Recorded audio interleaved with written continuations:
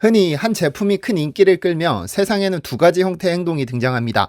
제1 행동은 그 제품을 모방해 약간의 독특함을 가미한 새로운 제품을 출시해 파이를 키우는 행동이고, 제2 행동은 그 제품을 최대한 꼼꼼하게 살펴본 후 그 이전에 어떤 제품을 표절했다는 정신 승리를 추구하는 행동이죠. 최근 오징어 게임이 대단한 인기를 끌면서 제1 행동은 아직까지 나타나지 않았으나 제2 행동은 공개와 동시에 시작됐습니다. 일본에서 시작한 표절 주장은 이제 인도까지 이어졌는데요. 세상은 도대체 왜 한국에 뭐만 만들면 이토록 표절 시비를 걸어오는 걸까요?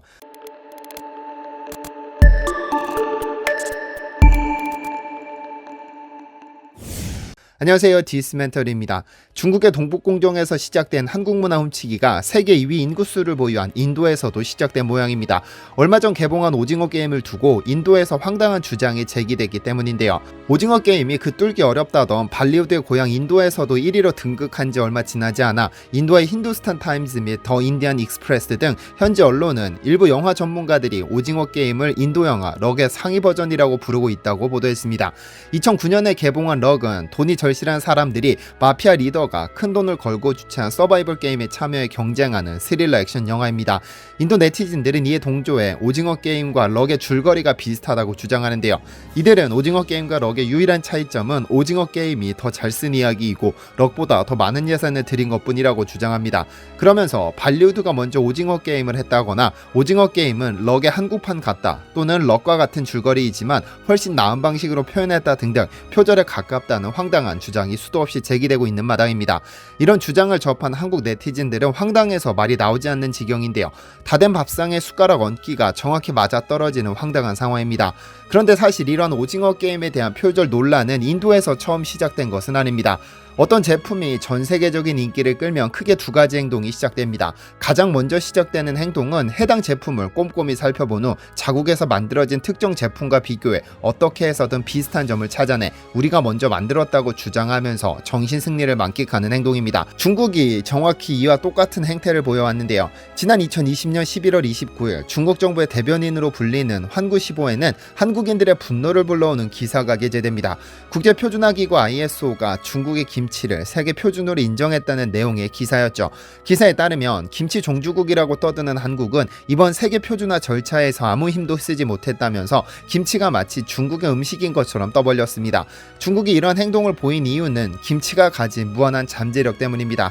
건강이 가장 중요한 트렌드로 떠오르던 2006년 미국의 건강 전문 월간지 헬스가 세상에서 가장 몸에 좋은 5가지 음식을 선정했는데 여기에 한국의 김치를 포함시켰습니다. 발효식품의 선두주자인 김치에는 비타민 A, B, C 등 핵심 비타민이 풍부하고 장 건강의 필수 요소인 유산균과 섬유소가 다량으로 함유됐을 뿐 아니라 암세포의 성장을 막아주는 효과가 있다며 선정 이유를 들었죠. 당시 전 세계는 바쁘고 여유가 없는 현대인들이 건강을 지키기 위해서는 건강식품을 먹어야 한다는 웰빙 트렌드가 자리 잡고 있었는데 미국의 헬스 잡지가 나서서 한국의 김치, 일본의 나또, 인도의 렌틸콩, 스페인의 올리브유 그리고 그리스의 요구르트를 세계 5대 건강식품으로 선정한 겁니다. 중국 음식이 단 하나도 포함되지 않은 상황에서 중국의 질투가 생기기 시작했는지도 모릅니다. 평생 동안 매 끼마다 다른 음식을 먹어도 모든 음식을 맛보지 못한다며 음식 종류에 자부심을 가졌는데 그중 단 하나도 건강식품으로 꼽히지 않았으니까요. 이때부터 느낀 질투심을 2020년에 폭발시킨 겁니다. 이미 전 세계인들이 김치는 한국의 전통 음식이라는 사실을 알고 있지만 중국은 논란을 일으키려면 얼마든지 일으킬 수 있는 13억이라는 인구수를 보유하고 있죠. 어쨌든 피클에 가까운 파워 차이를 두고 중국이 김치로 세계 표준을 세웠다라고 우기는 행태를 해외 언론들이 가만히 두고 보지는 않았습니다. 우선 ISO 측에서도 중국이 인증받은 것은 파워 차이이지 김치가 아니다라고 명백히 선을 그었습니다. 왜냐하면 김치는 이미 2002년 국제식품규격위원회 코덱스를 통해 일본의 방해 공작을 이겨내고 세계 표준으로 인정받았으니까요. 이런 중국의 행태가 눈에 가시 같았던 당시 주한미군 대사 해리 해리스 역시 SNS를 통해 한국산 원조김치라는 해시태그와 김치 종주국 한국에서 살고 있어 행복하다는 게시물을 남기기도 했는데요. 어쨌든 방송된 83개국에서 1위를 차지한 오징어 게임을 두고 표절 논란을 제기한 것은 인도가 처음은 아닙니다. 제일 먼저 표절 의혹을 제기한 것은 일본이죠. 9월 17일 오징어 게임이 공개된 후 2주 뒤 일본의 스즈키 오사무라는 작가는 일본 아사히 신문의 오징어 게임 관련 칼럼을 기고합니다. 그는 일각에서 제기된 일본의 도박목시로 카이지나 신이 말하는 대로와 비슷한 비슷한 맥락을 가지고 있어 표절 논란이 제기됐다고 칼럼을 시작합니다. 그는 줄거리를 보면 두 작품을 떠올릴 수 있다면서 확실히 두 작품과 비슷한 점이 몇 개 있다는 점을 부정할 수는 없다고 했죠.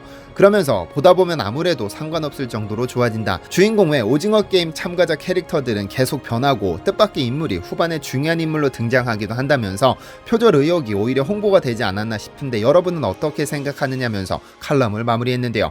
이런 논란이 제기되면서 넷플릭스 역사상 가장 큰 히트작으로 남은 오징어 게임의 감독이 작정하고 입을 열었습니다. 그는 오징어 게임은 다른 작품과 확연히 구별되는 두 가지 차이점이 있다고 말했습니다. 첫째로 게임보다는 사람의 초점을 맞췄다고 강조했죠. 아이들 게임 중에서도 무궁화꽃이 피었습니다나 달고나 게임처럼 다른 나라 사람이라도 30초면 게임의 룰을 이해할 수 있기 때문에 사람의 감정에 집중할 수 있다고 했죠. 둘째로 눈에 띄는 영웅이 없다는 점을 꼽았습니다. 그는 다른 개인물의 경우 한 명의 영웅을 앞세워 복잡하고 난해한 문제를 풀어내면서 리더가 되는 과정을 그리지만 오징어 게임에서는 영웅도 천재도 없다고 강조했습니다. 이런 맥락에서 그는 징검다리 게임을 상징적인 게임이라고 꼽았습니다. 앞사람이 희생해서 길을 터줘야 뒷사람이 끝까지 갈 수 있다. 이 사회의 승자들이 결국 패자들의 시체 위에 서 있는 것이고 우린 패자들을 기억해야 한다며 의미를 부여했습니다. 감독의 이러한 명확한 주장 덕분에 표절 논란은 많이 수그러들었지만 생각지도 못한 국가가 다시 등장합니다. 며칠 전 한국의 한 언론은 환장하겠다. 중국이 뜬금없이 오징어 게임에 이렇게 숟가락을 얹고 있다는 제야 기사를 게재해 중국을 비판했습니다. 해당 기사에 따르면 중국 매체 인민망이 나서서 한국이 오징어 게임에서 중국의 사상을 집어넣었다는 황당한 이야기를 전했습니다. 그러면서 그 근거로 마지막 회에 등장하는 VIP의 대사를 근거로 들었죠. 마지막 회에서 VIP 중 한 명은 게임을 관람하면서 좋은 비는 내릴 때를 안다고 읊조렸는데 이 대사는 중국 시인 두보의 춘야희우의 첫 구절입니다. 중국 시인의 시를 대사로 썼다는 것으로 중국의 사상이 오징어 게임에 반영됐다는 황당한 논리를 내세운 것이죠. 여기에 더해 오징어 게임 시즌2가 나온다면 반드시 중국인 배우가 출연한다고 호언장담하기도 했습니다. 게임의 호스트가 사망했고 두보의 시 구절을 읊조린 VIP가 시 구절의 절반만 언급했다는 것을 근거로 삼았습니다. 진짜로 재주는 곰이 부리고 돈은 대놈이 번다더니 그 말이 정확히 맞아떨어지는 상황입니다. 그런데 옳지 않은 주장에는 원래 해외 언론이 먼저 나서서 팩트 폭격을 날리는 것이 관행인 듯합니다. 인도, 일본, 중국에서 제기된 이러한 표절 시비를 미리 알기라도 한 듯이 해외 언론들이 앞다퉈 오징어 게임의 오리지널리티는 한국에 있음을 강조하고 나섰습니다. 영국의 가디언은 만화 도박묵시록 카이지와 영화 헝거게임 등에서 영감을 받았다는 황동혁 감독의 발언도 달리 해석했습니다. 이들 작품과 달리 오징어 게임이 한국의 현실과 맞닿아 있다는 점에 주목했죠. 9월 28일자 기사에서 헝거게임과 배틀로얄에 빠진 세대에게 오징어 게임의 성공은 놀랍지 않을 수 있다고 전제한 뒤 다만 오징어 게임은 한국에 실제하는 부의 불평등이 배경에 있다고 썼습니다. 그러면서 오징어 게임은 현재 한국의 시대정신을 포착한 기생충과도 일맥상통한다. 한국의 계급 분열이 피비린내 나는 결과를 가져온다는 점에서 볼 때 기생충과 마찬가지로 이 드라마의 비유는 때로 지나쳐 보이기는 하지만 끝도 없이 빚을 지고 사는 사람들의 인생보다 나쁜가? 라고 반문했습니다. 비슷한 맥락에서 문화평론가 정덕현 씨는 해외에서 큰 인기를 끄는 한국 작품들에는 공통점이 있다고 진단했습니다. 한국 사회에 유난히 도드라진 자본화된 사회나 공고한 위계구조, 사회 부조리를 고발한 작품들이 해외에서 인기를 끈다면서 오징어 게임 속에 등장하는 게임들은 아무런 의미가 없다. 게임을 통해 사회가 어떻게 구조화되어 있는지를 보여주는 것일 뿐 한국 사회는 특히 자본화되어 있고 위계가 공고하며 생존 경쟁이 치열한 곳인데 이걸 바탕으로 창작물을 만들면 상대적으로 감각이 옅은 해외 관객들은 우리 사회도 실은 저런 모습이겠구나라면서 공감대가 생긴다고 강조했는데요. 프랑스의 르몽드 역시 냉소적이고 절망적인 인류의 모습을 그릴 때 장래 유사성을 피할 수 없는 것이라고 강조했습니다. 사실 장래 유사성은 어디서나 존재합니다. 중국이 삼국지의 장비를 주인공으로 한 전쟁 영웅 영화를 개봉하고 한국이 이순신을 주인공으로 한 전쟁 영웅 영화를 그렸다고 해서 이 두 가지를 유사하다고 볼 수는 없습니다. 전쟁 영웅이라는 장래 유사성을 가지고 표절을 제기하지는 않으니까요. 한편 오징어 게임 덕분에 전혀 의외의 곳에서 생각지도 못한 검색량이 늘고 있는데요. 미국의 폭스 비즈니스는 오징어 게임 덕분에 구글에서 원화 환율 검색이 급증했다고 보도했습니다. 보도에 따르면 미국 패션 잡지 하퍼스 바자의 편집장 오미드 스코비는 오징어 게임이 방영된 후 그 인기 때문에 한국의 원화가 구글에서 세계 두 번째로 가장 많이 검색된 통화가 됐다는 트윗과 함께 검색 결과 그래프를 올렸습니다. 도대체 얼마가 걸려있길래 참가자들이 목숨을 거는지 그 금액이 궁금했던 것이죠. 456억이 자국 화폐로 얼마인지를 검색해보면서 참가자들의 심정에 주파수를 맞춰보는 건데요. 이런 이렇게 사소한 부분까지 한국과 관련된 검색량이 느는 것을 보면 진짜 문화의 힘이 이렇게 크다는 점을 새삼 깨닫습니다. 오징어 게임 표절과 관련된 인도 매체의 발표 후 인도의 또 다른 매체는 신선한 소식을 전해왔습니다.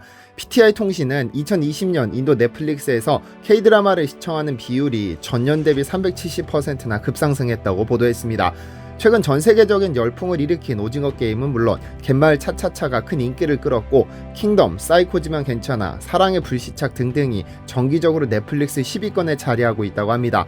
이 매체는 평범한 이야기를 독특한 소재로 만들어내는 스토리텔링 능력과 제작 기술이 더해져 경쟁력이 높아지고 있다고 분석했는데요. 발리우드라는 독특한 소재로 거대한 영화 산업을 키운 인도는 자국 컨텐츠를 소비하는 경향이 강합니다. 그래서 일부 네티즌들은 춤추면서 노래 부르지 않고도 인도를 뚫어냈다는 것 하나는 인정해줘야 한다며 이러한 인기가 쭉 이어지기를 바란다는 희망을 드러내기도 했습니다. 시청해주셔서 감사합니다.